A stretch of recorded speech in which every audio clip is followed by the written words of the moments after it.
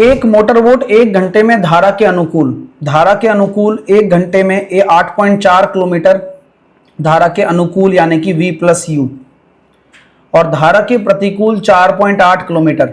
Total time कितना लग रहा है? 1 आवर। वह 2 घंटे में 17.5 किलोमीटर धारा के अनुकूल और 9 किलोमीटर धारा के प्रतिकूल,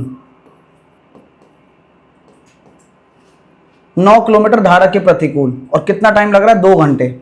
अब कैसे करोगे? मेरे दिमाग में एक आइडिया आ रहा है। अगर मैं इस पूरी इक्वेशन को अगर 2 से गुणा कर दूं तो क्या मैं इनको बराबर कर सकता हूं? बिल्कुल कर सकते हो आप। और यहां से आप ये देख सकते हो कि अगर बराबर भी कर रहे हो तो 16.8 और 17.5 तो कितना हो गया? 0.7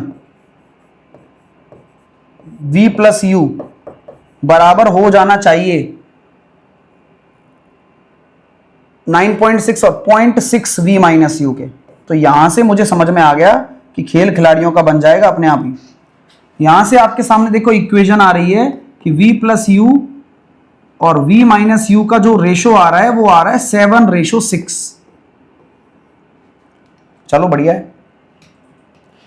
आपका अगर ये आ चुका है तो यहां से आप सेटिस्फाई कराना चाहते हो ना आप, तो क्योंकि अगर आप यहां देखोगे तो ये हो जाएगा 7 रखने पर, भाई यहां 7 रखोगे, इसी इक्वेशन में रख रहा हूं 7 अनुपात है, ये एग्जैक्ट वैल्यू नहीं है, मुझे एग्जैक्ट वैल्यू अभी नहीं पता, मैं देखता हूं क्या आती है।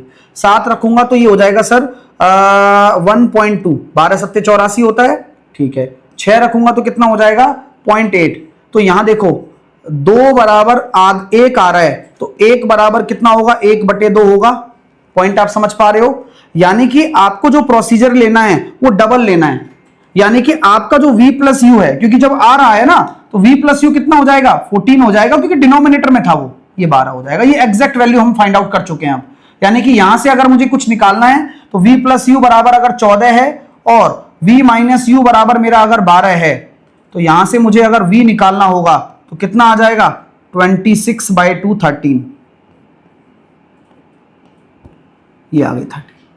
तो यहां पर पूछा क्या गया है कि 31.2 किलोमीटर को कितना समय लगेगा तय करने में, तो 31.2 किलोमीटर को V की रफ्तार से 13 की रफ्तार से 13 दूनी 26, 13 चौके 52, 2.4 घंटे लगेंगे,